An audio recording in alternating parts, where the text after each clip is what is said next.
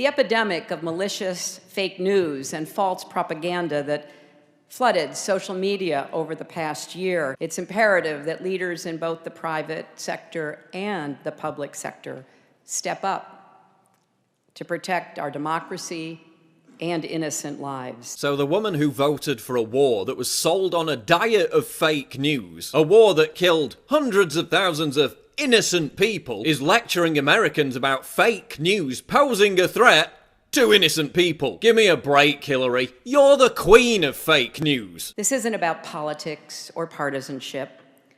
Lives are at risk. Where was your concern for putting lives at risk when you pushed the fake news that rebels in Libya and Syria were moderate when they were bloodthirsty jihadists? Fake news that led to the deaths and displacement of hundreds of thousands of innocent people and the rise of ISIS. Where was your concern for the 4 innocent American lives lost in Benghazi when you pushed the fake news that a YouTube video was to blame for the attack? We've seen rage and violence directed at American embassies over an awful internet video. When Hillary's not pushing fake news to launch wars or cover-ups, she's faking news about being under Bosnian sniper fire to make herself look tough. I remember landing under sniper fire. There was supposed to be some kind of a greeting ceremony at the airport, but instead we just ran with our heads down to get into the vehicles to get to our base. I made a mistake in describing it. She claimed she misspoke last week and was sleep-deprived when she described landing under sniper fire in Tuzla, Bosnia, something that didn't happen. But CBS News has found several times in the past few months when Senator Clinton used the Bosnia trip to try to show her international experience. December in Iowa. We landed in one of those corkscrew landings and ran out because they said there might be sniper fire. Then in February, the welcoming ceremony had to be moved inside because of sniper fire. Being lectured by Hillary Clinton about fake news is like being lectured by Bill Cosby about not raping women. And the same goes for the mainstream media. Brian Williams is now lecturing us about fake news. Brian frigging Williams. As we talked about here last night, fake news played a role in this election and continues to find a wide audience. 2 of our 4 helicopters were hit by ground fire, including the one I was in. I want to apologize. I said I was traveling in an aircraft that was hit by RPG fire.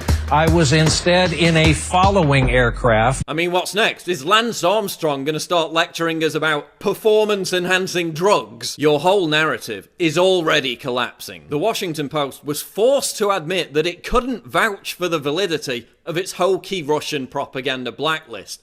The list that their entire story was based on. A list that included even left-wing websites that were critical of Hillary Clinton. That's why they were included on the list. This, after the first fake news list they put out was discovered to be the brainchild of a far-left social justice warrior feminist with a clear bias. You're not fooling anybody. It's obvious what you're trying to do. You're pointing at opportunists who put out fake news to make money and then lumping them in with InfoWars, Breitbart, Zero Hedge and everyone else to try and discredit us because we kicked your ass. You lost the election, not because of fake news, but because your message failed to resonate with the American people, and ours did. And yes, we may make mistakes from time to time. We're not perfect. The difference is that when you deliberately put out fake news, it leads to death and destruction on an industrial scale. It's your fake news that puts lives at risk time and time again. It was your fake news narrative about Islamophobia that inspired the Ohio State University terrorist to ram his car into and start slashing away at a dozen innocent people. Yet the media expressed 100 times more moral panic about the Pizzagate gunman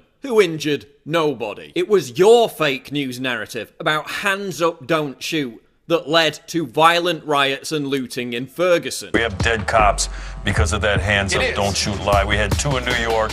We also had 5 in Dallas and some in Baton Rouge, Louisiana, people who were trying to avenge for the life of Mike Brown, who was a thug. There are dead cops because of that fake news story out of Ferguson, Missouri. It was your fake news about a deceptively edited audio tape in the Zimmerman case that fueled racial tensions across the country. It was your fake news narrative about 1 in 5 women being raped on college campuses that led to numerous fake news stories about rapes on college campuses that never happened. Hoaxes that ruined people's lives. And this week, police said they found no evidence to support what Jackie told the magazine about being raped and assaulted. It was your hysterical fake news narrative about Donald Trump being the next incarnation of Hitler that fueled riots and violent attacks against Trump supporters across the country. There he goes again.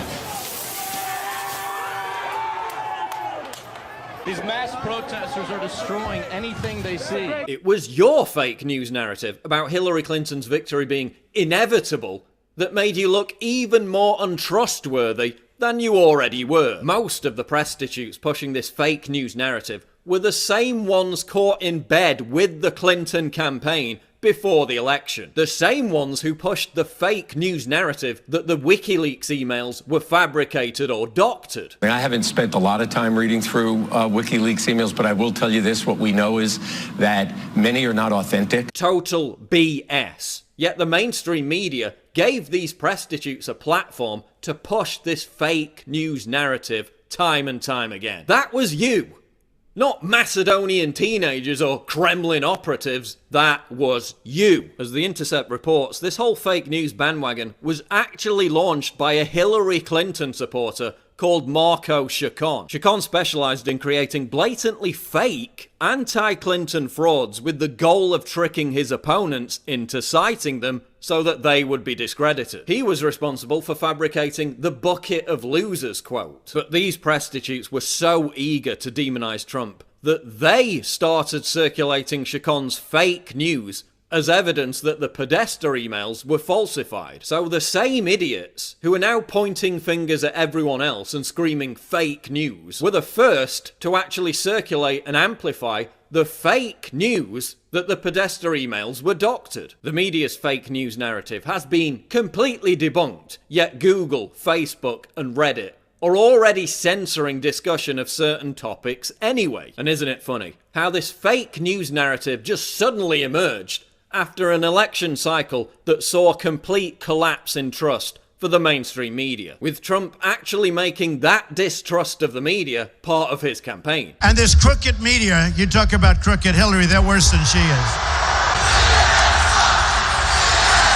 Do you think they really care about stopping fake news? Or do they just want to silence their competition? Because every indication clearly suggests it's the latter. They're still doing everything they can to delegitimize Trump's presidency. But the riots failed. The threats to electoral college members failed. Jill Stein's recount failed. And just like their new narrative, that the Russian government was to blame for absolutely everything, this fake news narrative will fail.